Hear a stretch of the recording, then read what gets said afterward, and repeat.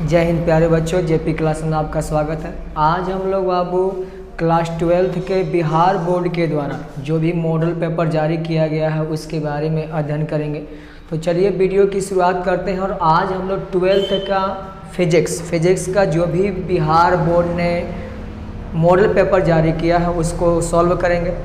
और देखिए बाबू, सबसे पहले ये याद रखना है कि बिहार बोर्ड में जो ऑब्जेक्टिव पूछा जाएगा, ऑब्जेक्टिव बाबू यहाँ पे आपको याद रखना है, ऑब्जेक्टिव टोटल पूछे जाएंगे बाबू 70। और 70 में से आपको कितना सॉल्व करना है? 35 ऑब्जेक्टिव क्या करना है? सॉल्व करना है। समझ में आया कि नहीं है?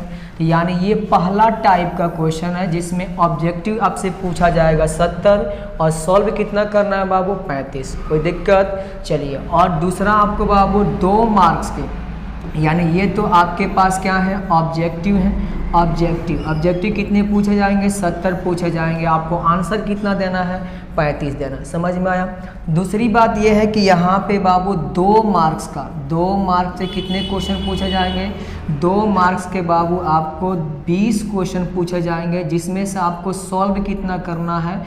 10 क्वेश्चन सॉल्व करना है। समझ में आया कि नहीं आया? और तीसरी बात, 5 मार्क्स से कितने क्वेश्चन आएंगे? 5 मार्क्स के आपके पास क्वेश्चन आएंगे 6, जिसमें से आपको कितना सॉल्व करना है? 3 क्वेश्चन सॉल्व करना है। समझ में आया कि नहीं है? तो ये हम लोग के पास पैटर्न है। और 30 मार्क्स पे आपके पास क्या पूछा जाएगा? प्रैक्टिकल से कितने नंबर आएंगे बाबू? 30 नंबर आएंगे। समझ में आया कि नहीं है? चलिए, अब हम लोग वीडियो की शुरुआत करेंगे। और आज हम लोग के पास जो भी यहाँ पे ऑब्जेक्टिव प्रॉब्लम है, उस ऑब्जेक्टिव प्रॉब्लम को हम लोग क्या करेंगे बाबू? सॉल्व करेंगे। बात समझ में आया कि नहीं है? टोटल कितने ऑब्जेक्टिव पूछे जाएंगे? टोटल 35 ऑब्जेक्टिव बनाना है। 70 ऑब्जेक्टिव आपसे क्या होंगे? पूछे जाएंगे। चलिए देखिए, सबसे पहला ऑब्जेक्टिव हम लोग के पास आ रहा है, कह रहा है बाबू कि विद्युत द्विध्रुव जो आघूर्ण है एक सदिश राशि होता है जिसकी दिशा होती है। याद रखना है बाबू, विद्युत द्विध्रुव जो होता है उसमें एक -q आवेश मानते हैं और एक +q आवेश मानते हैं। समझ में आया कि नहीं आया? तो इसकी जो दिशा होती है बाबू -q से +q की ओर होती है, यानी ऋण ध्रुव से किसकी ओर होती है बाबू? ऋण ध्रुव से किसकी ओर? ऋण ध्रुव से धन ध्रुव की ओर होती है। या कह सकते हैं ऋण ध्रुव से किसकी ओर बाबू? धन ध्रुव। या ऋण आवेश से किधर? धन आवेश की ओर होती है। तो यानी हमारे पास ऑप्शन नंबर डी क्या है? सही है। समझ में आया कि नहीं आया? चलिए दूसरा क्वेश्चन हम लोग देखते हैं। दूसरा क्वेश्चन हम लोग के पास आ रहा है कि विद्युत क्षेत्र की तीव्रता का मात्रक है। विद्युत क्षेत्र की तीव्रता का क्या मात्रक होगा? ये आपको क्या रखना है? याद रखना है बाबू। यहाँ से एक फार्मूला आप पढ़े होंगे कि जो विद्युत तीव्रता होती है E बराबर होती है बाबू F/Q, यानी प्रति एकांक आवेश पे लगने वाला बल ही क्या कहलाता है? विद्युत तीव्रता कहलाता है। अब यहाँ से देखिए, इसका मात्रक आपको याद है, बल का मात्रक क्या होता है बाबू? न्यूटन। और आवेश का मात्रक क्या होता है बाबू? कूलाम। यानी न्यूटन प्रति कूलाम किसका मात्रक होगा? विद्युत तीव्रता का क्या होगा? मात्रक होगा। तो इनमें से कौन सा ऑप्शन सही है? न्यूटन प्रति कूलाम, यानी ए नंबर ऑप्शन क्या है? सही है। समझ में आया कि नहीं है? चलिए तीसरा क्वेश्चन हम लोग के पास आ रहा है बाबू, एक कूलाम आवेश में इलेक्ट्रॉन की संख्या होती है। एक कूलाम आवेश में कितने इलेक्ट्रॉन पाए जाते हैं? ये आपको क्या करना है? बताना है। याद रखेंगे एक फार्मूला कि Q बराबर कितना होता है बाबू? Ne। यहाँ पे Q क्या है? आवेश है। N क्या है? इलेक्ट्रॉन की संख्या है। और E क्या है? इलेक्ट्रॉन का आवेश है। समझ में आया कि ना? हो तो यहाँ से आप सॉल्व कीजिएगा। तो एक कूलाम आवेश में 6.25 × 10 के पावर 18 इलेक्ट्रॉन पाए जाते हैं। कितने पाए जाते हैं बाबू? 6.25 × 10 के पावर 18 इलेक्ट्रॉन पाए जाते हैं। यहाँ पर क्या कीजिएगा? Q के जगह पर 1 रख दीजिएगा। N हमको निकालना है। और E यानी इलेक्ट्रॉन का आवेश होता है 1.6 × 10 के पावर -19। आप सॉल्व कीजिएगा। यहाँ से किसका मान आएगा? n का मान कितना आ जाएगा बाबू? 6.25 × 10 के पावर 18। समझ में आया कि नहीं? तीसरा क्वेश्चन। चलिए अब हम लोग के पास चौथा क्वेश्चन आ रहा है, किसी विद्युत द्विध्रुव किसी विद्युत रोधी माध्यम का परावैद्युतांक के का मान होता है। अब बताइए बाबू, आप पढ़े होंगे परावैद्युतांक के का जो मान होता है, याद रखेंगे यहाँ से एक फॉर्मूला होता है के बराबर ई बट्टा ई नॉट। कितना होता है बाबू? के बराबर ई बट्टा कौन नॉट होता है? ई नॉट होता है। यहाँ क्या है? माध्यम का परावैद्युतांक, यहाँ क्या है? आपेक्षिक परावैद्युतांक, ये क्या है? निर्वात का परावैद्युतांक। तो के का जो मान होता है बाबू हमेशा निर्वात के लिए, किसके लिए? निर्वात के लिए याद रखेंगे 1 होता है। अगर के का मान 1 से ज़्यादा है, 1 से ज़्यादा है तो ये किसके लिए होगा बाबू? यानी विद्युत रोधी के लिए। किसके लिए होगा बाबू? विद्युत रोधी पदार्थ के लिए याद रखना है। विद्युत रोधी पदार्थ के लिए क्या होगा? 1 से क्या होगा? अधिक होगा। और के का जो मान अनंत हो जाएगा, के का मान किसके बराबर बाबू? अनंत। याद रखेंगे किसके लिए होता है? धातु के लिए होता है। समझ में आया कि नहीं आया? तो क्या हम लोग से क्वेश्चन पूछा है किसी विद्युत रोधी माध्यम का परावैद्युतांक के का मान होता है, तो इनमें से कौन सा सही है बाबू? के का जो मान होगा 1 से अधिक होगा। 1 से अधिक इनमें से कौन है? ये नहीं हो सकता है, ये नहीं हो सकता है, ये नहीं हो सकता है। ऑप्शन नंबर डी क्या है? सही है। समझ में आया कि नहीं है? चलिए नेक्स्ट क्वेश्चन 5 नंबर क्या कह रहा है? एक विद्युत क्षेत्र विक्षेपित कर सकता है। यानी याद रखेंगे एक्स किरण जो होती हैं ये क्या होती हैं बाबू? उदासीन होती हैं, तो ये भी नहीं होगा। दूसरा हम लोग के पास है न्यूट्रॉन, ये भी क्या होता है बाबू? उदासीन होता है, ये भी नहीं होगा। तीसरा क्या करा? अल्फा, अल्फा क्या होता है? धनावेशित होता है। Helium plus plus, helium plus plus. और गामा किरण क्या होती हैं बाबू? उदासीन होती हैं। तो कौन सा, यानी कौन अपने पद से विचलित होगा? तो याद रखेंगे या तो धनावेशित हो या तो ऋणावेशित हो। तो कौन सा सही है बाबू? अल्फा कण क्या है? सही है। समझ में आया कि नहीं है? चलिए नेक्स्ट क्वेश्चन की तरफ हम लोग बढ़ते हैं।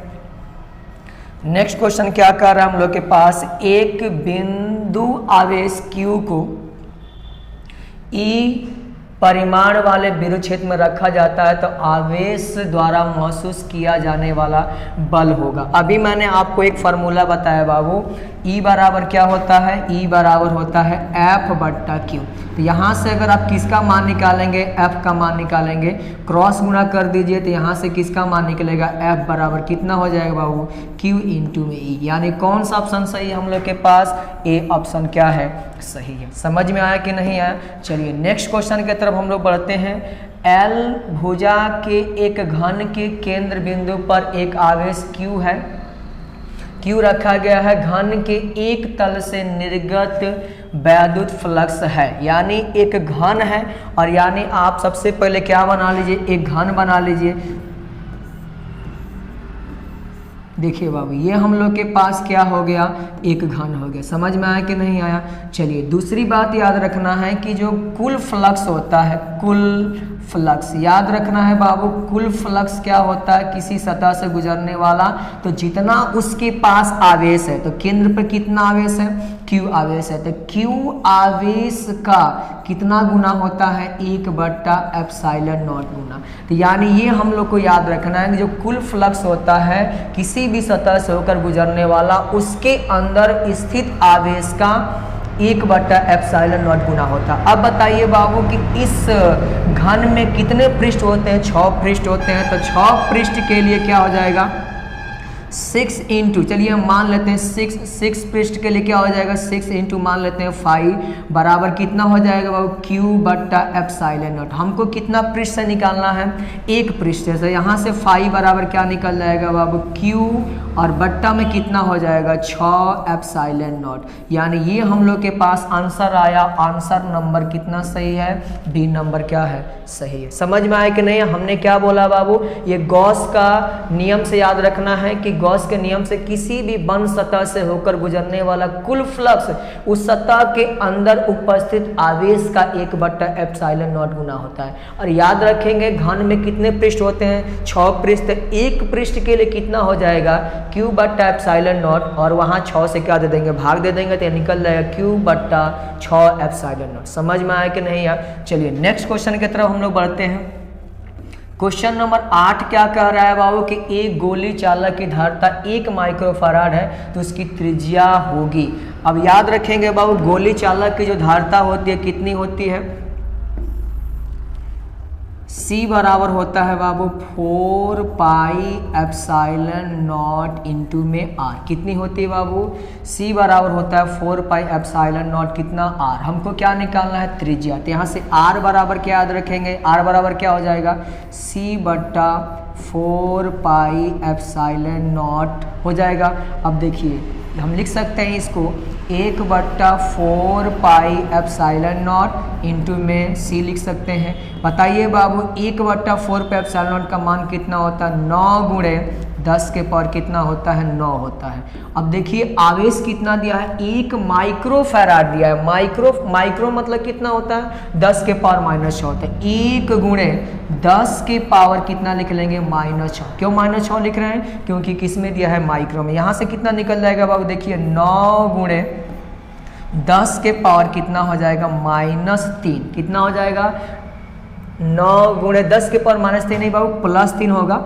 9 में से कितना जाएगा, 6, तो +3 हो गया। अब यहाँ से कितना लिख सकते हैं, 9, और ये किस में आ गया बाबू, ये आ गया आपके पास मीटर में। तो 9 और 9, और जब 10 के पावर -3 हो जाएगा तो 10 के पावर 3 को के बोलते हैं, 9 किलोमीटर। यानी ऑप्शन नंबर कितना सही है बाबू, सी नंबर क्या है, सही है। समझ में आया कि नहीं आया, चलिए आगे की तरफ बढ़ते हैं हम लोग। क्वेश्चन नंबर कितना देखते हैं बाबू, 9 देखते हैं। 9 कह रहा है किसी संधारित्र की धारिता निर्भर करती है। देखिए बाबू संधारित्र की जो धारिता होती है निर्भर नहीं करती है, आप पूछा है तो संधारित्र की जो धारिता होती है बाबू वो प्लेटों की आकृति पर निर्भर करती है, प्लेटों के आकार पर निर्भर करती है, प्लेटों पर उपस्थित आवेश पर निर्भर नहीं करती है। तो ये हम लोग के पास आंसर क्या हो जाएगा, सही हो जाएगा। समझ में आया कि नहीं आया, चलिए क्वेश्चन नंबर 10 के तरफ बढ़ते हैं। 10 नंबर क्या कह रहा है कि समान धारिता वाले 3 संधारित्र को पहले समांतर तथा बाद में श्रेणी क्रम में जोड़ा जाता है तो दोनों दशाओं में तुल्य धारिता का क्या निकाले, अनुपात निकाले। चलिए हम लोग क्वेश्चन को सॉल्व करते हैं। सबसे पहले ये देखते हैं कह क्या रहा है, ये कह रहा है कि 3 संधारित्र हैं जिनकी धारिता समान है, पहले किस क्रम में जोड़ा जा रहा है, समांतर क्रम में। चलिए सबसे पहले यहाँ सॉल्व करते हैं। याद रखेंगे C, यानी अगर हम पैरेलल में, समझ जाइएगा, धारिता निकालना है किसमें बाबू, पैरेलल में। क्या होती है बाबू, C1 प्लस C2 प्लस क्या होती है, C3 होती है। तो यहाँ से C पैरेलल कितना निकल जाएगा, C1 का मान भी C है, C2 का मान भी C है, C3 का मान भी C है, यानी कितना निकल गया बाबू, 3 से निकल गया। और अगर हम किस में निकालें बाबू, अगर हम निकालें किस में, सीरीज में, तो सीरीज मतलब यहाँ धारिता किसमें, सीरीज में, तो ये होती है बाबू 1/C1। ये पहला आंसर आपको एक तरफ नोट कर लेते हैं, 1/C1 प्लस 1/C2 प्लस 1/ क्या हो जाएगी, C3। मान निकालिए बाबू 1/CS। अब सबका मान C है तो 1/C plus 1/C plus 1/C। Answer क्या आ जाएगा बाबू, ऊपर आ जाएगा 3, नीचे क्या आ जाएगा C। यहाँ से सॉल्व कीजिएगा, CS का मान निकालिएगा, उसको उलाट दीजिएगा तो ऊपर चल जाएगा कितना बाबू, C, नीचे आ जाएगा कितना बाबू, 3। हमको क्या करना है बाबू, किसका अनुपात निकालना है, समांतर तथा बाद में श्रेणी क्रम। यानी समांतर कितना निकला बाबू, C पैरेलल की निकला बाबू कितना, देख लीजिए 3C निकल गया। और यहाँ अनुपात निकालना है, भाग देना है CS। इसका मान कितना निकला है बाबू, इसका मान निकला है हमारे पास 3/C। देख लीजिए बाबू C से C खत्म, 3 कहाँ चल जाएगा, ऊपर, यानी ये आ जाएगा 9 अनुपात कितना बाबू, 1। ऑप्शन नंबर कौन सही है, ए नंबर क्या है, सही है। समझ में आया कि नहीं यहाँ तक क्वेश्चन। चलिए नेक्स्ट क्वेश्चन की तरफ बढ़ते हैं हम लोग बाबू। वोल्ट प्रति मीटर मात्रक होता है। वोल्ट प्रति मीटर किसका मात्रक होता है, चलिए सॉल्व करते हैं बाबू। यहाँ देख लीजिएगा वोल्ट प्रति मीटर, यानी वोल्ट प्रति क्या लिख दें बाबू, मीटर।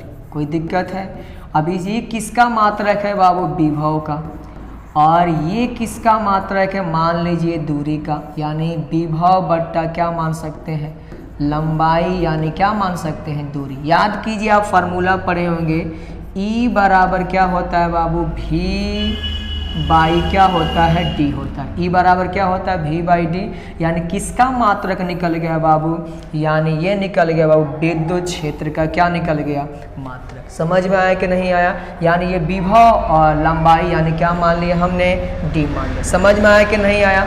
चलिए अब हम लोग के पास नेक्स्ट क्वेश्चन आ रहा है, विशिष्ट प्रतिरोध का SI मात्रक होता है। बाबू विशिष्ट प्रतिरोध को ही हम लोग क्या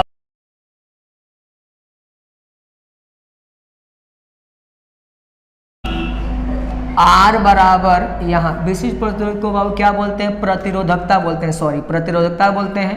R बराबर क्या होता है बाबू रो L बट्टा E। कितना याद रखेंगे, R बराबर रो L बट्टा E, यानी इसी का आपको क्या निकालना है मात्रक। अब देख लिए यहाँ से रो बराबर क्या रो बराबर निकल जाएगा बाबू RA इन बट्टा में क्या निकल जाएगा L। R यानी प्रतिरोध का मात्रक क्या होता है ओम, और यहाँ एरिया क्या होती है लंबाई गुणे चौड़ाई, यानी क्या लिख लेंगे मीटर इंटू में मीटर। समझ में आया कि नहीं है। और नीचे भी क्या है लंबाई क्या हो जाएगा वो मीटर से मीटर क्या हो जाएगा 71, क्या निकल जाएगा बाबू ओम मीटर, इसका क्या निकलेगा मात्रक ओम मीटर। ऑप्शन नंबर डी क्या है सही। समझ में आया कि नहीं है बाबू। चलिए नेक्स्ट क्वेश्चन की तरफ बढ़ते हैं।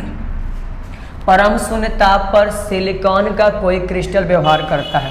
याद रखेंगे बाबू परम शून्य ताप के मतलब काफ़ी कम टेम्परेचर पर, यानी इस कंडीशन में जो आपका क्या होता है बाबू सभी अर्धचालक क्या होते हैं कुचालक के समान क्या करते हैं व्यवहार करते हैं, यानी ऑप्शन नंबर कौन सही है बी नंबर क्या है सही है। नेक्स्ट क्वेश्चन की तरफ बढ़ते हैं। निम्नलिखित में से कौन सा प्रतिरोध को व्यक्त करता है। अभी मैंने एक फार्मूला बताया था बाबू R इज इक्वल टू कितना बताया था बाबू R इज इक्वल टू बताया था रो L बट्टा A।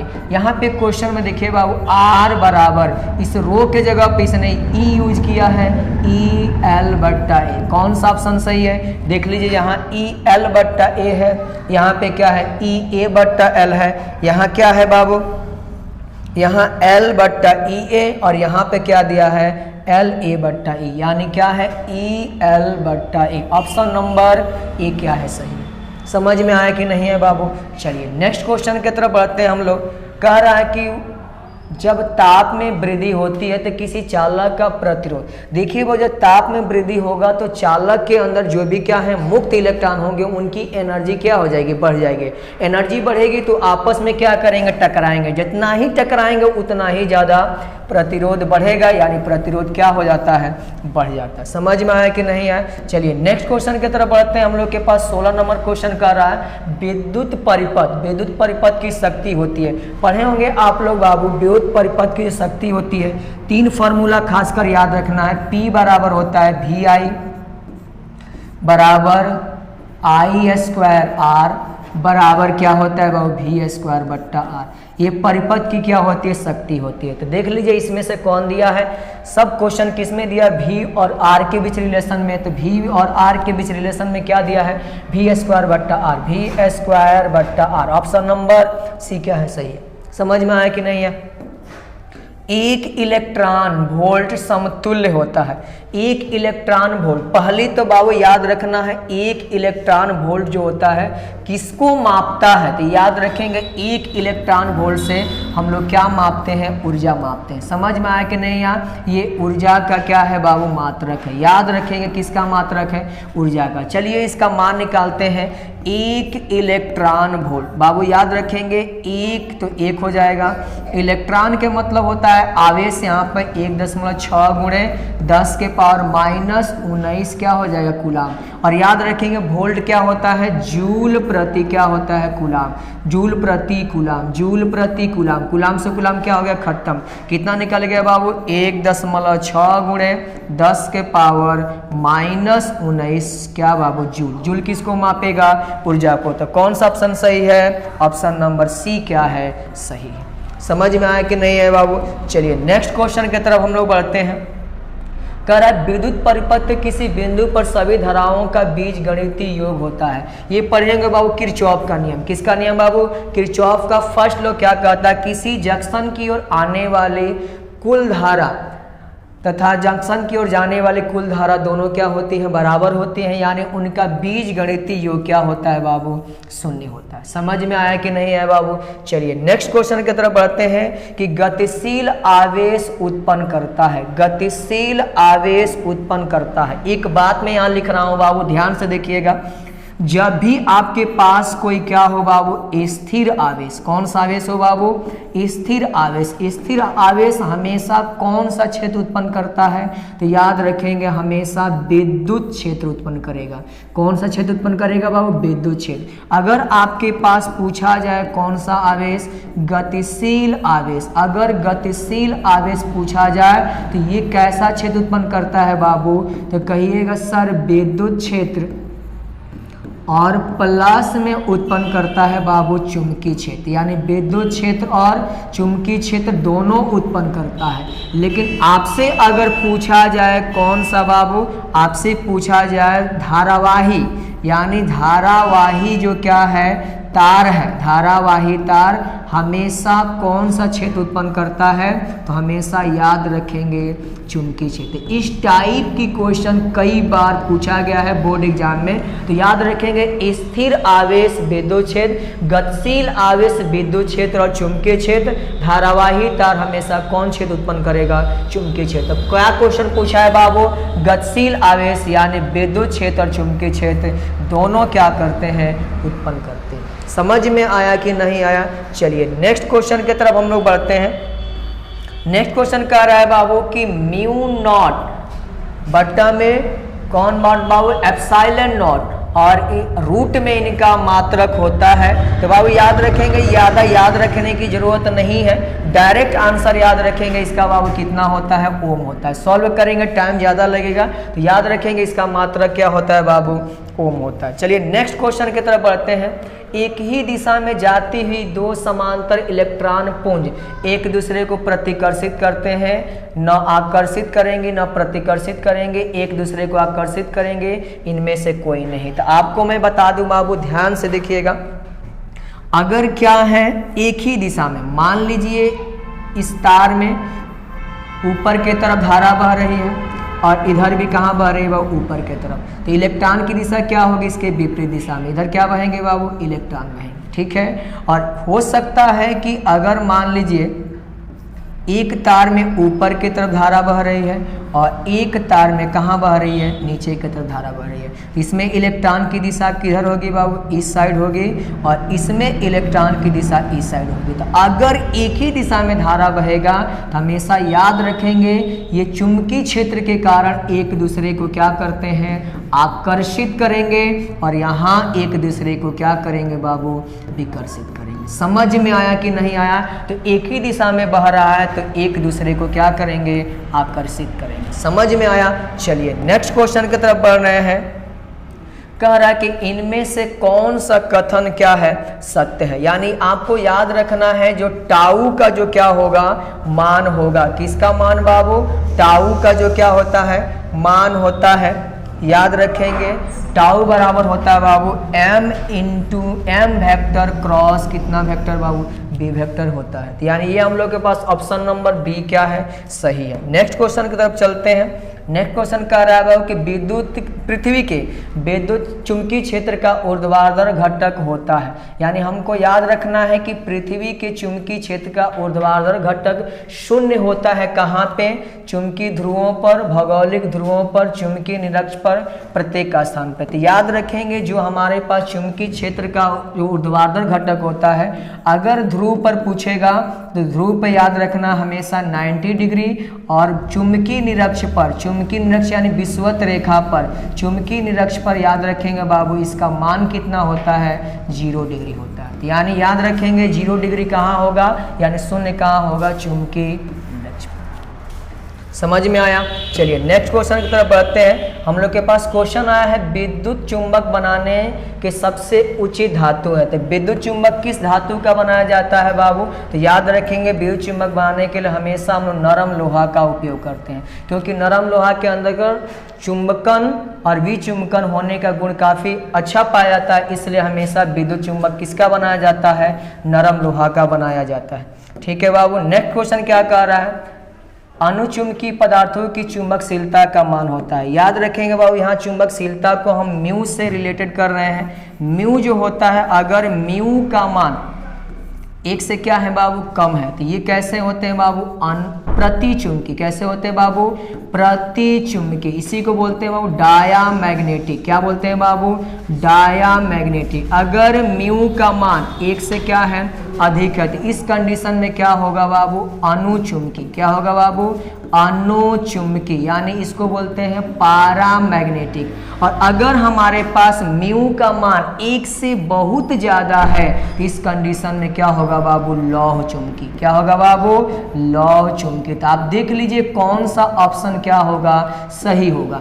याद रखेंगे बाबू, अगर प्रतिचुंबकीय पदार्थ है यानी डायामैग्नेटिक, इस कंडीशन में म्यू का मान 1 से कम होता है। अगर अनुचुंबकीय है तो इस कंडीशन में 1 से ज्यादा होता है, और लौह चुंबकीय 1 से बहुत ज्यादा होता है। तो याद रखेंगे चुंबकीय पदार्थों की चुंबकशीलता का मान यानी हमेशा 1 से क्या होगा, अधिक होगा। 1 से क्या होगा, अधिक होगा। ऑप्शन नंबर कौन सा सही है, बी नंबर क्या है, सही है। चलिए नेक्स्ट क्वेश्चन बताइए। उदासीन बिंदुओं पर B बड़ा है BH से, B छोटा है BH से, B बराबर है BH के, B किसके बराबर है, 0 के। B क्या है बाबू, चुंबकीय क्षेत्र, चुंबकीय क्षेत्र की तीव्रता। BH क्या है, पृथ्वी के चुंबकीय क्षेत्र का क्षैतिज घटक। उदासीन बिंदु क्या होता है बाबू, जहां पृथ्वी का चुंबकीय क्षेत्र और चुंबक का चुंबकीय क्षेत्र दोनों क्या हो जाए, बराबर हो जाए, तो उस पॉइंट को कौन सा बिंदु कहा जाता है, उदासीन बिंदु। यानी अगर चुंबक का चुंबकीय क्षेत्र B और पृथ्वी का चुंबकीय क्षेत्र का क्षैतिज घटक BH दोनों क्या हो जाए, बराबर हो जाती, इस कंडीशन में उस पॉइंट को क्या बोलेंगे, उदासीन बिंदु। यानी ऑप्शन नंबर सी क्या है, सही। समझ में आया यहाँ तक बाबू। चलिए नेक्स्ट क्वेश्चन की तरफ हम लोग बढ़ते हैं। नेक्स्ट क्वेश्चन का आ रहा है लेंज का नियम। ये सब कोई पढ़ा है बाबू। लेंज का नियम किस राशि के संरक्षण पर आधारित है, तो याद रखेंगे लेंज का नियम हमेशा ऊर्जा के संरक्षण पर क्या होता है, आधारित होता है। कई बार एग्जाम में पूछा गया है। प्रेरकत्व का मात्रक है, ये आपको निकालना है कि प्रेरकत्व का मात्रक क्या होता है। चलिए इसके लिए हम लोग फार्मूला याद रखेंगे, यानी फैराडे का नियम याद रखेंगे। फैराडे का नियम आप पढ़े होंगे, EMF यानी E बराबर जो होता है -L d∅ बट्टा क्या होता है बाबू, dt होता है। क्या होता है बाबू, EMF बराबर क्या होता है, -d∅ बट्टा क्या होता है, नहीं सॉरी di बट्टा क्या होता है, di बट्टा क्या होता है, dt। di बट्टा क्या होगा बाबू, dt होगा। अब यहाँ से निकाल लीजिए बाबू, किसका मात्रक निकालना है, L का। किसका मात्रक निकालना है बाबू, L का क्या निकालना है, आपको मात्रक निकालना है। तो क्या हो जाएगा यहाँ से, L बराबर हो जाएगा EMF इंटू में क्या हो जाएगा बाबू, याद रखेंगे dt, और नीचे बाबू किससे भाग दे देंगे, di, यानी di का जो क्या होगा, मात्रक होगा। अब देखिए बाबू यहाँ पे क्या निकलेगा, और मात्रक निकालें EMF का मात्रक क्या होता है बाबू, वोल्ट होता है, वोल्ट। और धारा का मात्रक क्या होता है बाबू, एम्पियर होता है। धारा का मात्रक क्या होगा बाबू, एम्पियर। और नीचे याद रखेंगे हमारे पास सॉरी धारा का मात्रक यहाँ पे क्या हो जाएगा बाबू, धारा का मात्रक नीचे होगा ना, नीचे क्या हो जाएगा, धारा का मात्रक क्या हो जाएगा बाबू, एम्पियर। कोई दिक्कत है बाबू। और इनटू में हम लोग के पास क्या है बाबू, इनटू में समय का क्या हो जाएगा बाबू, सेकेंड। क्या हो जाएगा बाबू, सेकेंड। और आप लोग पढ़े होंगे वोल्ट प्रति एम्पियर। वोल्ट प्रति एम्पियर ही क्या होता है बाबू, प्रतिरोध। क्या होता है, प्रतिरोध। ओम का नियम पढ़े हैं, V बराबर कितनी होती है, IR। तो यहाँ से अगर R निकालेंगे तो कितना आ जाएगा, V बटा I। इसका R हो गया, यानी ये हो गया आपके पास ओम, और इनटू में क्या हो गया बाबू, सेकेंड। क्या हो गया बाबू, इनटू में सेकेंड। यानी क्या आंसर आया, ओम सेकेंड। ओम सेकेंड। कौन सा आंसर सही है, ए नंबर क्या है, सही है। एक बार देख लीजिए बाबू, ये किसका नियम है, फैराडे का। और फैराडे का नियम क्या कहता है बाबू, EMF जो होता है -L di बट्टा dt। याद रखेंगे ये क्या है, यही L क्या है, प्रेरकत्व, यानी कुंडली के क्या होगा, समान होगा। ठीक है बाबू, यहाँ से किसका मान निकाले हम, L का मान निकाले हैं, तो dt से गुणा हो गया इधर, तो E गुणे dt, नीचे क्या है di, यहाँ से क्या EMF का क्या होता है वोल्ट, dt क्या है बाबू, dt यहाँ पे क्या है समय यानी सेकेंड, और नीचे क्या है बाबू di यानी धारा यानी एम्पियर, वोल्ट प्रति एम्पियर क्या होता है ओम इंटू में सेकेंड। ऑप्शन नंबर ए क्या है सही है। ठीक है बाबू, चलिए नेक्स्ट क्वेश्चन याद रखेंगे, कह रहा है बाबू L/R क्या बीमा निम्नलिखित में से किसके बीमा के क्या होगा बाबू समान होगा। तो याद रखेंगे बाबू L/R जो होगा L/R, सबसे पहले L/R का जो हम मात्रक निकाल लें, मात्रक, तो याद रखेंगे बाबू अभी मैंने निकाला जो L का मात्रक था क्या निकला था बाबू ओम, और क्या निकला था बाबू सेकेंड, क्या निकला था ओम सेकेंड निकला था, और नीचे प्रतिरोध का मात्रा क्या होगा ओम होगा, ओम से ओम क्या हो जाएगा कैंसिल, कितना आ जाएगा बाबू सेकेंड। और याद रखेंगे यही सेम टू सेम किसका होता है रूट में कितना होता है बाबू LC का। तो ऑप्शन नंबर क्या सही है, सी नंबर क्या है सही है। चलिए नेक्स्ट क्वेश्चन की तरफ बढ़ते हैं, किसी प्रत्यावर्ती धारा का शिखर मान यानी पिक वैल्यू कितना दिया है बाबू I0 बराबर 5√2 एम्पियर है, तो धारा का वर्ग माध्य मूल धारा यानी IRMS का क्या निकालना है मान निकालना। याद करिए बाबू आप पढ़े होंगे IRMS जो होती है किसके बराबर होती है बाबू, तो I0 बट्टा कितनी होती है √2। समझ में आया कि नहीं, इसी का मान आप पढ़े होंगे 707 यानी पॉइंट में 0.707 इंटू क्या होती है बाबू I0। यहाँ से हमको क्या निकालना है बाबू, हमको निकालना है IRMS, इसका मान क्या दिया है बाबू देख लीजिए 5√2, और नीचे भी कितना है √2 से √2 खत्म, कितना आ गया 5 एम्पियर, यानी ऑप्शन नंबर ए क्या है सही। समझ में आया कि नहीं बाबू, जो RMS वैल्यू होती है I0 बट्टा कितनी होती है √2 होती है। चलिए नेक्स्ट क्वेश्चन की तरफ बढ़ते हैं, एक प्रत्यावर्ती धारा परिपथ में 8 ओम का प्रतिरोध तथा 6 ओम का प्रेरकत्व श्रेणी क्रम में लगे हैं, तो परिपथ की प्रतिबाधा यानी क्या निकालना है बाबू, यहाँ पे हम लोग के पास Z का क्या निकालना है मान निकालना है। तो याद रखेंगे Z बराबर क्या होती है बाबू √अंडर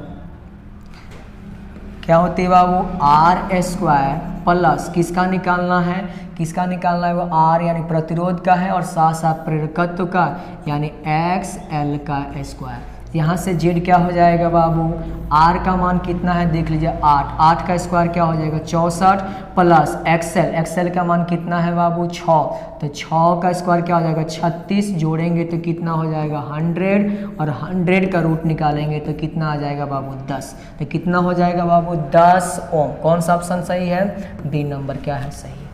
समझ में आया कि नहीं, फार्मूला समझ में आया बाबू। चलिए नेक्स्ट क्वेश्चन की तरफ हम लोग बढ़ते हैं। नेक्स्ट क्वेश्चन का रहा है बाबू तप्त तार अमीटर तथा तप्त तार वोल्टमीटर दोनों का कार्य सिद्धांत धारा के निम्नलिखित में से किस प्रभाव पर आधारित है। तो याद रखेंगे बाबू जो भी तप्त तार है, कई बार पूछा गया है क्वेश्चन में, तप्त तार जो होता है बाबू विद्युत धारा के कौन से प्रभाव पर कार्य करता है, तो विद्युत धारा के ऊष्मीय प्रभाव के सिद्धांत पे क्या करता है कार्य करता है। तो ऑप्शन नंबर बी क्या है सही है।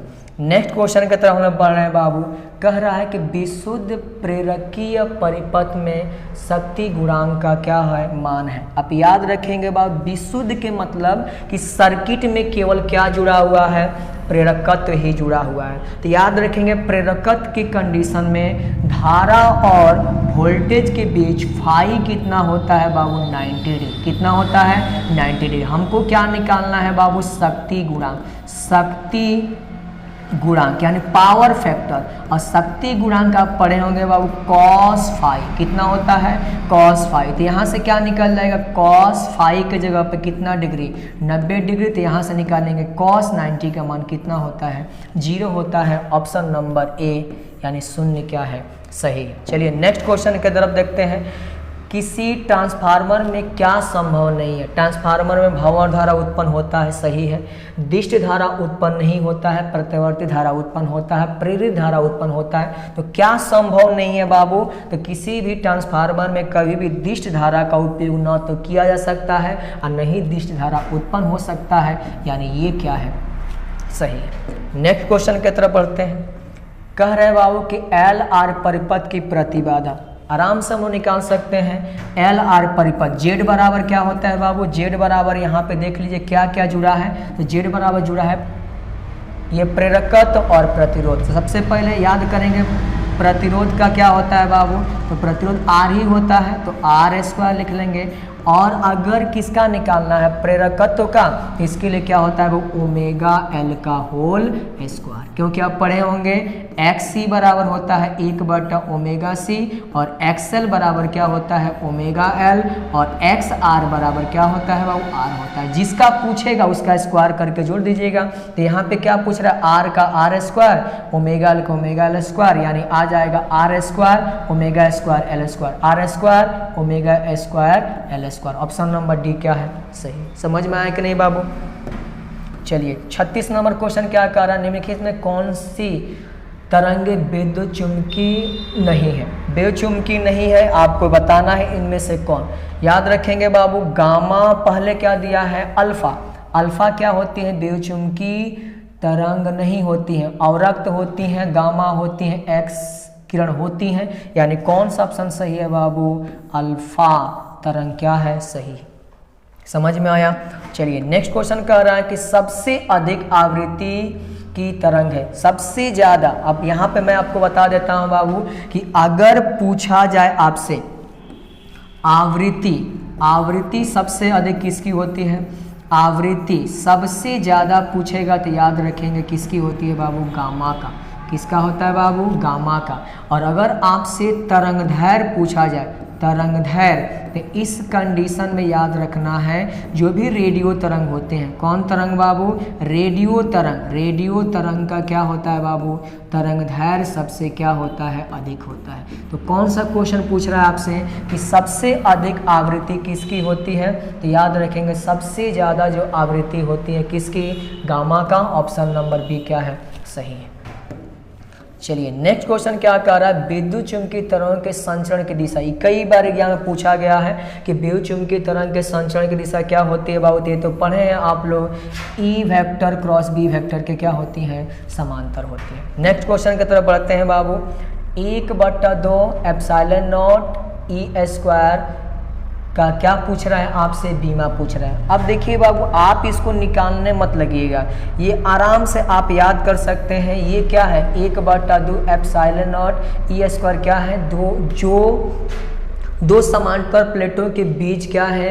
ऊर्जा का मान है प्रति एकांक आयतन में। यानी इसका मतलब क्या हो जाएगा? 1/2 एप्सिलॉन नॉट ई स्क्वायर का जो मान है बाबू प्रति एकांक आयतन में किसका मान है? ऊर्जा का क्या है? मान है। याद रखेंगे यहाँ भी क्या है?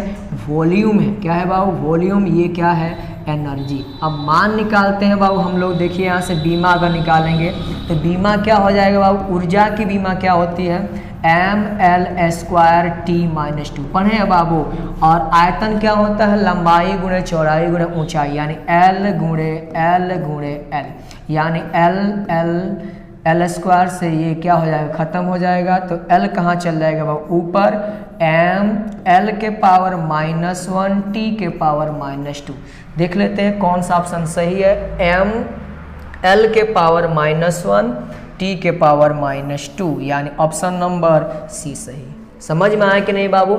जो भी क्या है? संधारित्र है। इन प्लेटों के बीच जो क्या होती है बाबू? जो ऊर्जा होती है प्रति एकांक आयतन में, वही होता है 1/2 एप्सिलॉन नॉट ई का स्क्वायर। यानी प्रति एकांक, यानी बट्टा के नीचे इस आयतन में कितनी एनर्जी होती है? यानी अब इसका अगर बीमा निकालें बाबू, एनर्जी की बीमा, ऊर्जा की बीमा क्या होती है, ml² t-2, नीचे क्या है बाबू, L गुणे L। क्यों L गुणे L लिखा है बाबू, क्योंकि आयतन जो होता है लंबाई गुणे चौड़ाई गुणे ऊंचाई, यानी L गुणे L। यहाँ से L दो बार है तो दो बार खत्म हो गया, ये L कहाँ चल जाएगा ऊपर, -1 t-2 m है, इसलिए कौन सही है, ऑप्शन नंबर सी क्या है सही। चलिए नेक्स्ट क्वेश्चन की तरफ बढ़ते हैं। कह रहा है यदि किसी माध्यम से निर्वात में संपूर्ण आंतरिक परावर्तन के लिए क्रांति कोण 30 डिग्री हो तो माध्यम में प्रकाश का क्या निकालना है, वेग निकालना है। चलिए इस क्वेश्चन को सॉल्व करते हैं हम लोग। सबसे पहले आपको याद रखना है क्रांति कोण की कंडीशन क्या होती है, तो हमेशा याद रखेंगे क्रांति कोण जब भी होगा इस कंडीशन में जो रिफ्रैक्शन एंगल जो होगा बाबू याद रखेंगे कितना डिग्री होता है, 90 डिग्री। कितना डिग्री होता है बाबू, 90 डिग्री। समझ में आया कि नहीं है। फार्मूला क्या याद रखेंगे बाबू, स्नेल का नियम याद है, μ1 sin I बराबर क्या होता है, μ2 sin कितना होता है बाबू, R होता है। अब यहाँ से आप मान निकालिए इसका, यानी इसी का क्या निकालना है, पहले जो माध्यम से लाइट जा रही है दूसरे माध्यम। हमेशा ये भी याद रखना है बाबू कि जब भी क्रांति कोण का कंडीशन होगा तो आपको याद रखना है कि लाइट हमेशा जो होती है बाबू, इधर से अगर लाइट जा रही है तो लाइट हमेशा कौन से माध्यम से आती है, सघन से। और लाइट जाती किस में है बाबू, तो याद रखेंगे विरल में। किस में जाती है, विरल में। अब क्रांति कोण की कंडीशन में याद रखेंगे बाबू, ये जो लाइट होगी ना बाबू, ये कहाँ से गुजर जाएगी, यहाँ से। यानी इस कंडीशन में कितना डिग्री का कोण बनेगा, 90 डिग्री। किसका मान है, आर का। और ये जो है बाबू आपके पास यही है क्रांति कोण, यानी क्या है बाबू, IC का मान। समझ में आया कि नहीं है। तो हम मान यहाँ से निकालते हैं, इसी का मान आपको निकालना है तो μ1, कोई दिक्कत है, साइन क्या लिख दे बाबू, IC। और I का मान कितना डिग्री क्वेश्चन में दिया है, 30 डिग्री। बराबर क्या है बाबू, निर्वात का अपवर्तनांक कितना होता है, 1। ये क्या है, μ2 है, और ये क्या है बाबू, μ1 है। अब यहाँ क्या हो जाएगा, 1, और इनटू में साइन कितना डिग्री बाबू, 90 डिग्री। समझ में आया कि नहीं आया। तो μ1 साइन 30 का मान होता है बाबू 1/2, और ये क्या हो गया बाबू, साइन 90 का मान कितना होता है, 1। यानी यहाँ से क्या निकला, μ1 का मान निकल गया बाबू 2। क्या निकल गया, 2। हमको क्या पता करना है, चाल। और चाल के लिए फार्मूला पढ़े होंगे, कितना पढ़े, आगे सॉल्व कर देता हूँ बाबू। चाल के लिए फार्मूला पढ़े होंगे 3 गुणे, ये म्यू का मान होता है 3 × 10⁸ मीटर प्रति सेकेंड बट्टा उस माध्यम में प्रकाश की चाल, यानी सी निकालना है, बराबर कितना है, 2। तो आप क्या कर दिए, सी का मान निकालिएगा। तो सी का मान कितना हो जाएगा बाबू, यहाँ से 3 × 10⁸ और नीचे क से भाग दीजिए 2 से, यानी 1.5। कितना आ जाएगा बाबू, 1.5 × 10⁸ मीटर प्रति सेकेंड। बात समझ में आया कि नहीं आया। क्या क्वेश्चन पूछा था बाबू, क्रांति कोण की कंडीशन में क्वेश्चन पूछा था। आप स्नेल का नियम पढ़े होंगे, μ1 sin I बराबर μ2 sin R।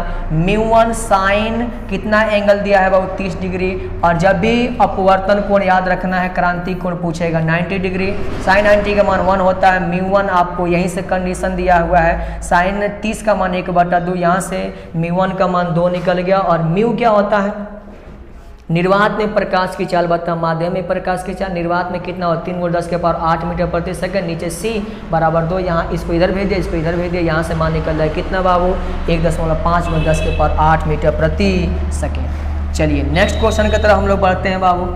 कह रहा है कि एक क्या है, 3D एवं -2D क्षमता के 2 लेंसों को मिलाकर एक संयुक्त लेंस बनाया जाता है। तो संयुक्त लेंस की फोकस दूरी क्या करें, ज्ञात करें। संयुक्त लेंस की क्या निकालनी है बाबू, फोकस दूरी ज्ञात करना। अब याद रखेंगे यहाँ बाबू, यानी जो पावर हो जाएगा, पावर कितना हो जाएगा, एक है बाबू 3D, और ये माइनस कितना हो जाएगा, 2D। समझ में आया कि नहीं आया। यहाँ से P का मान निकल जाएगा 1D। क्या निकलेगा बाबू, 1D। और आप जानते हैं P बराबर क्या होता है बाबू, 100 मीटर में दिया है। P बराबर क्या होता है बाबू, P बराबर होता है 1/, 1 बट्टा क्या होता है f होता है। अब यहाँ से फार्मूला लगाइए बाबू, p का मान कितना निकला है 1, एक तो एक, नीचे क्या मान लीजिए f, इसे इसमें गुणा कर दीजिए तो इसे इसमें गुणा कर दीजिए, कितना निकल जाएगा, f का मान निकलेगा 1 मीटर। कितना आंसर आएगा बाबू, 1 मीटर। अगर यही क्वेश्चन किस में दिया होता,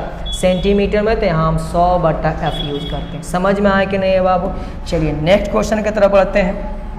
कह रहा है खगोलीय दूरदर्शी में अंतिम प्रतिबिंब होता है। बाबू याद रखेंगे, खगोलीय दूरदर्शी में अंतिम प्रतिबिंब क्या होता है, काल्पनिक होता है। ये तो पहला याद रखना है बात कि काल्पनिक होता है, और काल्पनिक का मतलब है बाबू आभासी। क्या होता है, आभासी। वैसे तो आभासी प्रतिबिंब सीधा बनता है, लेकिन जो वस्तु है उससे तुलना करते हैं तो ये क्या बन जाता है, उल्टा रहता है। समझ में आया कि हमेशा आप आभासी प्रतिबिंब सीधा बनता है, लेकिन जब मेन वस्तु है, इसमें 2 प्रतिबिंब बनते हैं, तो जो मेन वस्तु है उसकी तुलना में ये इमेज क्या रहता है, उल्टा रहता है। तो याद रखेंगे काल्पनिक और कौन बाबू, उल्टा। आप यहाँ मत मार दीजिए काल्पनिक और सीधा, ये गलत है। तो याद रखेंगे हमेशा काल्पनिक और क्या बनता है, सीधा बनता है। यानी जो मुख्य जो हमारा मेन वस्तु है उस वस्तु की तुलना में क्या होता है, इमेज उल्टा बनता है। यानी क्या होता है, काल्पनिक और क्या होता है, वह उल्टा होता है। समान आयाम एवं समान तरंगदैर्घ्य की 2 प्रकाश तरंगें आरोपित की जाती है तो परिणामी तरंग का आयाम अधिकतम होगा जब बीच का कालांतर क्या हो बाबू, बीच का कालांतर कितना होना चाहिए। आप याद रखेंगे जब भी अधिकतम आयाम होगा, यानी याद रखेंगे रचनात्मक, याद रखेंगे रचनात्मक कंडीशन आएगा। रचनात्मक में हमेशा जो क्या होगा, कालांतर का मान हमेशा याद रखेंगे 0 डिग्री और इसका मल्टीपल 0 डिग्री, यानी 0 डिग्री से शुरुआत होगा। तो यानी हमारे पास आंसर कितना आ जाएगा बाबू, 0 आएगा। अगर यही पूछता है बाबू 82, तो 82 की कंडीशन में हम याद रखते हैं बाबू कितना होता, π/2 होता। समझ में आया कि नहीं है। तो कौन सा आंसर सही है, हमारे पास आंसर कौन है, ए, यानी 0 क्या है, सही है। समझ में आया कि नहीं है। चलिए नेक्स्ट क्वेश्चन की तरफ बढ़ते हैं हम लोग। कह रहा है कि कौन सी घटना प्रकाश तरंगों की अनुप्रस्थ प्रकृति की पुष्टि करता है। तो याद रखेंगे बाबू ध्रुवण। क्या याद रखेंगे बाबू, ध्रुवण जो होता है प्रकाश के अनुप्रस्थ प्रकृति का क्या करता है, पुष्टि करता है। यानी हमारा आंसर होगा सी नंबर, ध्रुवण। समझ में आया कि नहीं है। चलिए नेक्स्ट क्वेश्चन की तरफ चलते हैं। 45 नंबर, ध्रुवित प्रकाश के कंपन तल तथा ध्रुवण के बीच का कोण कितना होता है। तो याद रखेंगे 90 डिग्री, हमेशा लंबवत कंपन करता है। तो यानी ऑप्शन नंबर कौन सा सही है बाबू, सी नंबर क्या है, सही है। नेक्स्ट क्वेश्चन क्या कह रहा है, प्रकाश वैद्युत उत्सर्जन की घटना में आपतित प्रकाश की तीव्रता बढ़ने पर प्रकाश यानी प्रकाश वेव धारा, जब तीव्रता बढ़ेगी बाबू तो एनर्जी का मान बढ़ेगा, यानी धारा क्या होगा, बढ़ेगा, यानी धारा भी क्या होती है, बढ़ती है। नेक्स्ट क्वेश्चन की तरफ चलते हैं बाबू हम लोग। क्वेश्चन नंबर क्या कह रहा है बाबू, 47 निम्नलिखित में किसका निरोधी विभव सबसे क्या होता है, कम होता है। अब देखिए बाबू, किसका निरोधी विभव, निरोधी विभव के मतलब होता है स्टॉपिंग पोटेंशियल, जिससे क्या ना हो बाबू, इस कंडीशन में धारा वगैरह का प्रवाह नहीं हो। अब इसके लिए क्या है, निरोधी विभव जितना कम होगा, कब, जब उसकी उस लाइट की आवृत्ति क्या होगी, कम होगी। तो सबसे कम आवृत्ति याद रखेंगे, अगर हम यहाँ पे तो नीला रंग, यहाँ पर पीला रंग, यहाँ पे कौन सा रंग बाबू, लाल दिया है, और यहाँ पर एक्स किरण दिया है। ये तो होगा नहीं, क्योंकि गामा के बाद ही क्या होता है, एक्स आता है, तो इसकी आवृत्ति बहुत अधिक होती है, तो ये होगा नहीं। और इन तीनों रंगों में आप पढ़े होंगे, बैगनी रंग की जो क्या होती है, आवृत्ति सबसे ज़्यादा होती है, और लाल रंग की आवृत्ति सबसे कम होती है। तो निरोधी विभव क्या होगा, कम कब होगा, जब याद रखेंगे आवृत्ति क्या होनी चाहिए, कम होनी चाहिए। और सबसे कम आवृत्ति किस रंग की होती है, लाल रंग की होती है। ऑप्शन नंबर बी क्या है, सही। समझ में आए कि नहीं बाबू। चलिए अब बताइए क्वेश्चन नंबर बाबू 48, द्रव्य तरंगों का तरंग दैर्घ्य होता है। ये तो पढ़े होंगे अब बाबू आप लोग, ये आइंस्टीन के इक्वेशन से आप याद किए होंगे। लैम्डा बराबर क्या होती है, लैम्डा बराबर होता है h/p, या कभी कभी p बराबर पूछ देता है h/λ। ये क्या है, संवेग है, ये क्या है बाबू, संवेग, संवेग। और ये आपके पास क्या है बाबू, तरंग दैर्घ्य। तो हम लोग के पास क्या पूछा है, ये पहले देखिए, हम लोग के पास पूछा है तरंग दैर्घ्य कितना होगा, तरंग दैर्घ्य होगा बाबू लैम्डा बराबर h/p। ऑप्शन नंबर ए क्या है, सही है। नेक्स्ट क्वेश्चन की तरफ बढ़ते हैं बाबू। कह रहा है हाइड्रोजन परमाणु के भूतल ऊर्जा स्तर में इलेक्ट्रॉन का कोणीय संवेग। कोणीय संवेग का फॉर्मूला पढ़े होंगे, एक बोर का परमाणु मॉडल से क्या पढ़े होंगे बाबू, यानी कोणीय संवेग बराबर कितना होता है बाबू, NH/2 कितना होता है, NH/2। क्या NH/2 या नहीं है तो n के जगह पर 1 मान लेंगे, तो 1 गुणे h बट्टा कितना पाई, 2 तो कौन सा ऑप्शन सही है, बी नंबर क्या है सही है। समझ में आया कि नहीं है बाबू। चलिए नेक्स्ट क्वेश्चन की तरफ बढ़ते हैं। हाइड्रोजन स्पेक्ट्रम की लाइमन श्रेणी, देखिए लाइमन श्रेणी हमेशा परावैंगनी भाग में पड़ती है। किस भाग में पड़ती है बाबू, परावैंगनी भाग में। और बामर श्रेणी हमेशा कौन भाग में पड़ती है, दृश्य भाग में पड़ती है। ऑप्शन नंबर सी क्या है सही है। चलिए देखिए नेक्स्ट क्वेश्चन कर रहा है अल्फा कण का आवेश प्रोटॉन के आवेश का कितना गुना होता है। याद रखिएगा बाबू अल्फा कण जो होता है कितना होता है बाबू, अल्फा कण बराबर होता है हीलियम प्लस कितना होता है, हीलियम प्लस। देखिए बाबू कितना आवेश है, यहाँ 2 आवेश है, तो यानी ये क गुना हो जाएगा बाबू, 2 गुना हो जाएगा, यानी ऑप्शन नंबर बी क्या है सही है। नेक्स्ट क्वेश्चन 1 AMU के तुल्य ऊर्जा होती है। देखिए बाबू इस क्वेश्चन को सॉल्व कैसे किया जाएगा, ध्यान से देखिए। अब हमको निकालना है 1 AMU में कितनी ऊर्जा होगी, तो E बराबर होता है बाबू m इंटू में c²। किसके हिसाब से, आइंस्टीन के इक्वेशन के हिसाब से। E बराबर हमको m के जगह पे याद रखना है, यूज करना है 1 AMU, और इंटू में प्रकाश की चाल कितनी होती है, 3 गुणे 10 के पावर 8 मीटर प्रति सेकेंड, और इसका क्या कर देना है स्क्वायर। 1 AMU क्या होता है बाबू, प्रोटॉन के द्रव्यमान के बराबर 1.67 गुणे 10 के पावर माइनस कितनी होती है बाबू 27, और यहाँ से सॉल्व कीजिए बाबू 3 गुणे 2 बार यूज करेंगे तो 3 का स्क्वायर कितना हो जाएगा 9, और 10 का पावर 8 है तो 10 के पावर कितना हो जाएगा 16। ये किस में निकलेगा बाबू, एनर्जी निकलेगा यहाँ पे किस में, जूल में। समझ में आया कि नहीं है। लेकिन हमको क्या निकालना है, इलेक्ट्रॉन वोल्ट में। तो अगर इलेक्ट्रॉन वोल्ट में निकालना है तो हमको क्या करना पड़ेगा, किससे भाग देना पड़ेगा बाबू, 1.6 गुणे 10 के पावर माइनस 19 से क्या देना पड़ेगा, भाग देना पड़ेगा। और यहाँ से हम लोग सॉल्व करेंगे बाबू, तो ये हमारा आएगा 931 मेगा इलेक्ट्रॉन वोल्ट। समझ में आया कि नहीं है। चलिए नेक्स्ट क्वेश्चन की तरफ हम लोग चलते हैं।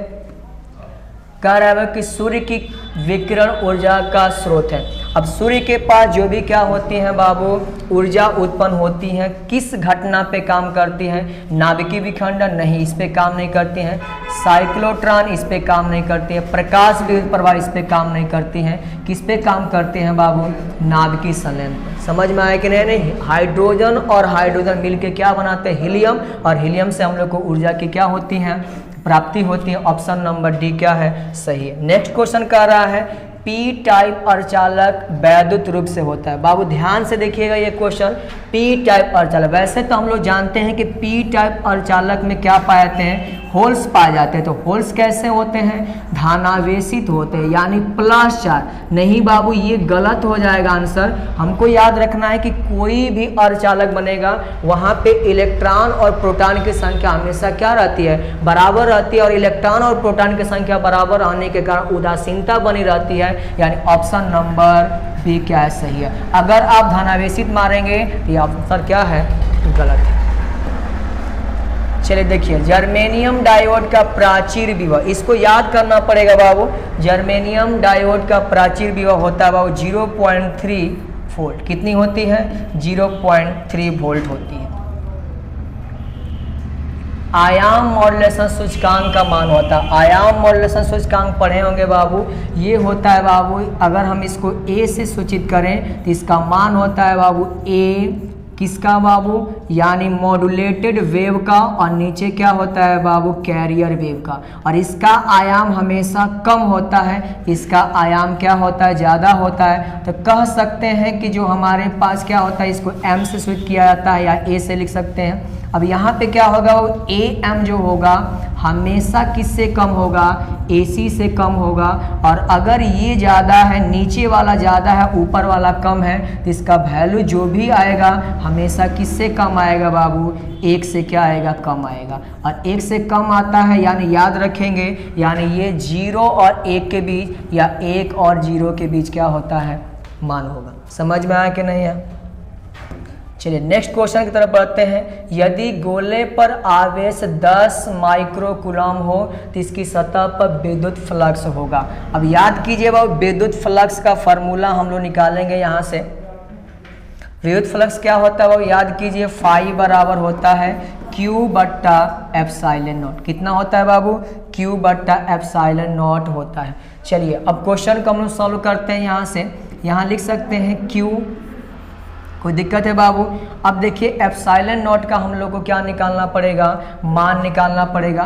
तो एप्सिलॉन नॉट का मान के लिए हम लोग याद करेंगे कि 1 बट्टा 4 पाई एप्सिलॉन नॉट बराबर होता है 9 गुणे 10 के पावर कितना होता है, 9 होता है। तो यहाँ से अगर हमको निकालना हो 1 बट्टा एप्सिलॉन नॉट तो ये हो जाएगा 4 पाई से इधर गुणा कर देंगे, 4 पाई इंटू में 9 गुणे 10 के पावर क्या हो जाएगा, 9 हो जाएगा। समझ में आया कि नहीं बाबू। तो अब यहाँ पे हम क्या करते हैं बाबू, एप्सिलॉन नॉट को ऐसे लिख देते हैं 1 बट्टा कितना बाबू, एप्सिलॉन। अब मान रख दीजिए बाबू, यहाँ से फाई का मान निकल जाएगा यहाँ से बाबू। क्यू का मान क्वेश्चन में दिया है 10 माइक्रो कूलम, यानी 10 माइक्रो के मतलब होता है 10 के पावर माइनस 6। और उसके बाद बाबू गुणा किससे करेंगे, 1 बट्टा एप्सिलॉन नॉट का मान कितना निकला है, 4 पाई इंटू में 9 गुणे 10 के पावर कितना निकला बाबू, 9 निकला। अब यहाँ पे गुणा कीजिए बाबू, कितना हो जाएगा, यहाँ से तो निकलेगा 4 पाई और 9 से गुणा कर देंगे 36 पाई हो जाएगा बाबू। अब पावर देख लेते हैं, पावर यहाँ 1 है और यहाँ कितना है, 9 है। तो 9 1 क्या हो जाएगा बाबू, 10 हो जाएगा। और 10 में से 6 निकल जाए कितना हो जाएगा, 10 के पावर कितना हो जाएगा बाबू, 4 हो जाएगा। अब देख लीजिए कौन सा आंसर सही है, 36 पाई गुणा 10 के पावर 4 न्यूटन मीटर स्क्वायर प्रति कूलम। ऑप्शन नंबर कितना सही है, ए सही। कैसे मैंने बनाया बाबू, देखिए ध्यान से। फाई बराबर होता है Q बट्टा एप्सिलॉन नॉट, किसके नियम से, गॉस के प्रमेय से। अब यहाँ इसको लिख सकते हैं Q इंटू में 1 बट्टा एप्सिलॉन नॉट। यहाँ से बाबू आप पढ़े होंगे 1 बट्टा 4 पाई एप्सिलॉन नॉट का मान होता है 9 गुणे 10 के पावर 9। हमको मान चाहिए 1 बट्टा एप्सिलॉन नॉट, 4 पाई से क्रॉस गुणा कर दिया है तो 4 पाई इंटू में 9 गुणे 10 के पावर 9। ये मान मैंने यहाँ से उठाकर यहाँ रख दिया। कितना हो जाएगा बाबू, पहले Q का मान है 10 माइक्रो कूलम, यानी 10 गुणे 10 के पावर माइनस 6। माइक्रो के मतलब होता है 10 के पावर माइनस 6, यहाँ रख दिए बाबू। इसके बाद रखे 4 पाई गुणे 9 गुणे 10 के पावर 9, यहाँ से 4 9 क्या हो जाएगा, 36 पाई। और यहाँ 1 पावर है, यहाँ 9 है, 10 10 में से 6 जाए कितना बचेगा, 4। ऑप्शन नंबर ए सही है। ठीक है बाबू। चलिए नेक्स्ट क्वेश्चन तरफ बढ़ते हैं। स्वप्रेरकत्व L तथा कोणीय आवृत्ति ओमेगा के गुणनफल की इकाई होगी। यानी हमको क्या करना है बाबू, यहाँ L में किससे गुणा करना है, ओमेगा से। तो ओमेगा इंटू क्या आ जाएगा, L। ओमेगा इंटू L क्या हो गया, ओमेगा L। और ये किसके बराबर होता है बाबू, याद कीजिए, प्रतिबाधा। किसके प्रतिबाधा बाबू, यानी प्रेरकत्व का, यानी XL। और कभी भी आपसे पूछे प्रतिबाधा या प्रतिघात, इनका मात्रक हमेशा क्या होता है बाबू, ओम होता है। क्या होता है बाबू, ओम। यानी ऑप्शन नंबर ए क्या है, सही है। समझ में आया कि नहीं बाबू। चलिए नेक्स्ट क्वेश्चन की तरफ बढ़ते हैं। एक आवर्धक लेंस जिसकी क्षमता 12D है, उसकी आवर्धन क्षमता निकालना है। तो 59 नंबर क्वेश्चन क्या कह रहा है हम लोग के पास, 59 नंबर क्वेश्चन कह रहा है कि एक आवर्धक लेंस जिसकी क्षमता 12D है, इसकी आवर्धन क्षमता निकालना है। आवर्धन क्षमता का फार्मूला M बराबर 1 प्लस D बट्टा F। ये किसके लिए है बाबू, याद रखेंगे, ये है सरल सूक्ष्मदर्शी के लिए। सबसे पहले आप यहाँ पे मान रखिए M बराबर 1 प्लस D का मान हमेशा होता है वो 25 सेंटीमीटर। तो इसको भी फोकस दूरी को भी किस में निकालना पड़ेगा, सेंटीमीटर में। तो इसके लिए फार्मूला होता है वो P बराबर कितना होता है, 100 बट्टा F होता है। तो F का मान निकल जाएगा P बट्टा F का मान निकल जाएगा यहाँ से 100 बट्टा कितना बाबू, P। यानी लिख सकते हैं यहाँ पे 100 और P का मान कितना दिया है बाबू, 12। अब यहाँ पे हम मान रख देंगे M बराबर 1 प्लस, और ये मान रखें बाबू कितना, F का मान आ जाएगा 100 बट्टा कितना आ जाएगा, 12। कौन ऊपर चल जाएगा बाबू, हमेशा नीचे वाला कहाँ चल जाता है, ऊपर चल जाता है। तो 1 प्लस 25 और 12 कहाँ चल गया बाबू, ऊपर। नीचे क्या आ गया बाबू, 100।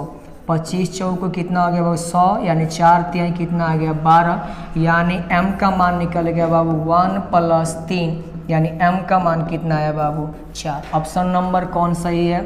ए नंबर क्या है सही है। देख लीजिए एक बार फिर से, सरल संदर्शी के लिए आवर्धन क्षमता जो होती है m बराबर 1 + d/f होता है, और यहाँ पे क्या रखना है, d हमेशा कितना सेंटीमीटर 25 सेंटीमीटर, 1 + d का मान 25 सेंटीमीटर। अब f का मान निकालना है, p बराबर कितना है 100/f है, तो f का मान कितना हो जाएगा 100/p, और यहाँ पे देखिए बाबू जो 100 और p का मान क्वेश्चन में कितना दिया है बाबू 12, कितना दिया है 12, तो यहाँ से क्या निकल जाएगा 1 + 25 और 100/12, 12 कहाँ चल जाएगा ऊपर, 25 × 12 नीचे 100, यानी 25 चौको 100, 4 × 12, 3 + 1, यानी कितना आ जाएगा 4 आ जाएगा। समझ में आया कि नहीं है बाबू? चलिए नेक्स्ट क्वेश्चन की तरफ देखते हैं। ब्रूस्टर का नियम है, ब्रूस्टर का नियम क्या है बाबू? तो याद रखेंगे म्यू बराबर कितना होता है 10IP, कितना होता है म्यू बराबर कितना होता है 10IP, यानी ऑप्शन नंबर ए क्या है सही है। नेक्स्ट क्वेश्चन की तरफ 61 नंबर क्वेश्चन क्या कह रहा है, यदि किसी विभवमापी के तार की लंबाई बढ़ा दिया जाए तो संतुलन बिंदु प्राप्त होगा। जैसे जैसे तार की लंबाई बढ़ाई जाएगी वैसे वैसे संतुलन बिंदु की लंबाई भी क्या होती जाएगी, बढ़ती जाएगी, यानी अधिक लंबाई पर क्या होगा प्राप्त होगा। अब कह रहा है बाबू नैंड द्वारक का बुलियन बीज गणित होता है। नैंड गेट क्या होता है बाबू? याद रखेंगे नैंड गेट नॉट गेट और एंड गेट का कॉम्बिनेशन होता है। तो आप याद रखिएगा सबसे पहले नैंड जो होता है, नैंड जो होगा बाबू सबसे पहले याद रखेंगे किसका किसका होगा, एंड गेट और प्लस कौन सा गेट बाबू, नॉट गेट। अब याद रखेंगे एंड का क्या होता है A.B होता है, और उसके ऊपर क्या लगाना है नॉट, यानी बार लगा देंगे, तो A.B का बार, A.B का बार, ऑप्शन नंबर सी क्या है सही है। क्वेश्चन नंबर 63 क्या कह रहा है बाबू, एक समतल तरंगाग्र निम्न में किसका भाग है? तो समतल तरंगाग्र बाबू हमेशा बेलनाकार तरंगाग्र से निकलता है, क्योंकि बेलनाकार तरंगाग्र से निकले हुए तरंगाग्र अनंत बिंदु पर हमेशा क्या हो जाते हैं, समतल हो जाते हैं। ठीक है बाबू, चलिए नेक्स्ट क्वेश्चन की तरफ बढ़ते हैं। कह रहा है कि निम्नलिखित तार्किक परिपथ का आउटपुट होगा। याद रखिएगा बाबू ये डी जो बना है, डी किस गेट का होता है, एंड गेट का। किस गेट का बाबू, एंड गेट का। ये किसका है बाबू, नॉट गेट का, तो निकलेगा एंड और इसके साथ नॉट आएगा तो क्या हो जाएगा बाबू नैंड। ऑप्शन नंबर कौन सा सही है? तो नैंड गेट का अभी मैंने बताया कितना था बाबू, नैंड गेट का था ए, यानी नैंड गेट का क्या था बाबू, A.B का क्या था बाबू, बार था, A.B का बार, यानी A.B का बार, यहाँ पे बार बनाना पड़ेगा। ये ऑप्शन नंबर सी क्या है सही है। समझ में आया कि नहीं है बाबू? चलिए नेक्स्ट क्वेश्चन कर रहा है 65 नंबर। अगर प्रकाश का वेग हवा में 3 × 10⁸ मीटर प्रति सेकेंड तथा जल में 2 × 10⁸ मीटर प्रति सेकेंड हो तो क्रांतिक कोण का मान होगा। अभी मैंने इसी क्वेश्चन को सॉल्व किया था। देखिए कैसे क्वेश्चन सॉल्व हुआ था क्रांतिक कोण पे। तब पढ़े थे हम लोग μ1 sin I बराबर कितना था, μ2 sin R। पढ़े थे हम लोग वहाँ एंगल वाला क्वेश्चन जो था μ1, यानी आपको μ1 याद रखना है यहाँ पे, यानी सघन माध्यम वाला। हमेशा μ1 कौन होता है बाबू, सघन माध्यम वाला होता है। सघन माध्यम यहाँ पे क्या है बाबू, ये आपके पास सघन माध्यम है यानी जल, और ये आपके पास कौन है बाबू, विरल माध्यम यानी कौन है बाबू, हवा। अब यहाँ से सॉल्व कीजिए μ1 sin IC, यानी क्रांतिक कोण का मान निकालना है। μ2 साइन क्या है बाबू, साइन R, और याद रखेंगे क्रांतिक कोण की कंडीशन में R का मान कितना डिग्री होता है, 90 डिग्री। तो अगर आपको यहाँ से मान निकालना पड़े μ1 sin IC, ये निकल जाएगा बाबू μ2, और μ2 और क्या है बाबू साइन कितना बाबू 90, और साइन 90 का मान कितना होता है 1 होता है। तो अगर हमको निकालना पड़े यहाँ से साइन IC का मान क्या हो जाएगा बाबू μ2/μ1 हो जाएगा। किसका मान निकालना है, IC का, तो IC का मान यानी क्रांतिक कोण क्या हो जाएगा, साइन इनवर्स कितना हो जाएगा बाबू μ2 में क्या आ जाएगा μ1। किसका मान निकालना है, प्रकाश का चाल। IC क्या हो जाएगा μ2 में, यानी μ2 कौन है, म्यू2 हमेशा विरल वाला होगा, विरल वाला यानी ये हो जाएगा, और यहाँ क्या हो जाएगा, सघन वाला क्या हो जाएगा, μ1। याद रखेंगे यहाँ से मान कैसे निकालेंगे बाबू, जो चाल होता है निर्वात में प्रकाश की चाल बट्टा किस में बाबू, माध्यम में किस में, प्रकाश की चाल के अनुपात के क्या होता है, बराबर होता है। तो अगर हम यहाँ से अनुपात निकालें किसका बाबू, म्यू2 का, यानी म्यू2 क्या है बाबू, देख लीजिए म्यू2 यानी कौन है हमारे पास, हवा, और हवा का जो क्या है अपवर्तनांक कितना होता है बाबू, 1 होता है, और किसका जो हमारे पास म्यू2 का मान जो कितना होगा, 1 होगा अपवर्तनांक, और μ1 का मान क्या है बाबू, यहाँ पे जल का कितना होता है, 3/2 होता है। तो क्या लिख देंगे बाबू, यहाँ पे याद रखेंगे साइन इनवर्स, और याद कीजिए बाबू म्यू2 कौन है यहाँ पे, जो कौन माध्यम है, विरल माध्यम हवा का कितना हो जाएगा, 1, और μ1 का मान होगा 3/2, यानी यहाँ से क्या चल जाएगा ऊपर, तो IC का मान निकल जाएगा बाबू साइन इनवर्स कितना, 2/3। समझ में आया कि नहीं आया, तो ये हम लोग के पास ऑप्शन नंबर कितना सही है, sine inverse 3/2, option number D क्या है, सही है। ध्यान से देखिए बाबू, μ1 sin I बराबर μ2 sin R, μ1 sin IC बराबर μ2 sin 90, μ1 sin IC बराबर μ2 और sin 90 के मान 1 हो जाएगा, तो यहाँ से sin IC का मान हो जाएगा μ2/μ1।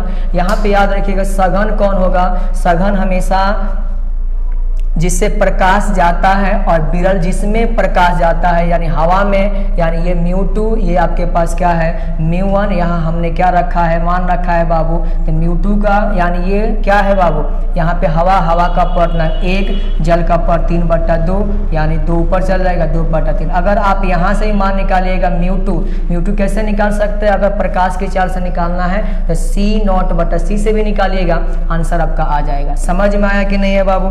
चलिए नेक्स्ट क्वेश्चन की तरफ बढ़ते हैं हम लोग। 66 अबिंदुकता को दूर करने के लिए कौन सा लेंस का उपयोग किया जाता है, तो याद रखिएगा अबिंदुकता को दूर करने के लिए हमेशा बेलनाकार लेंस का उपयोग किया जाता है।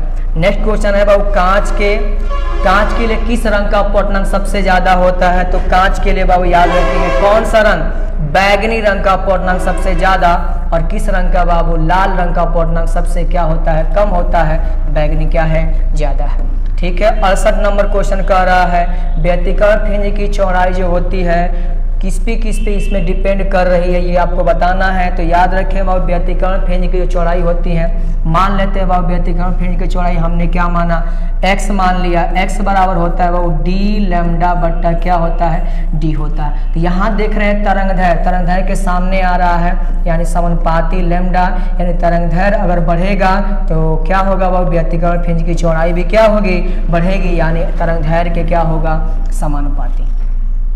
ठीक है बाबू। चलिए नेक्स्ट क्वेश्चन क्या कह रहा है, यदि विद्युत क्षेत्र और अनुगमन वेग क्रमशः E और VD हो तो संचालकता होता है। संचालकता को इंग्लिश में क्या लिखा है बाबू, देख लेते हैं थोड़ा, इंग्लिश में याद रखना है, इनको बोलते हैं मोबिलिटी। क्या बोलते हैं बाबू, मोबिलिटी क्या होगा, तो याद रखेंगे जो मोबिलिटी होती है बाबू, यानी म्यू से लिखते हैं, म्यू बराबर होता है कौन बाबू, विद्युत क्षेत्र बट्टा क्या होता है, यानी VD क्या होता है वो, VD बट्टा क्या होता है, E होता है। यानी ऑप्शन नंबर क्या है, B नंबर क्या है, सही।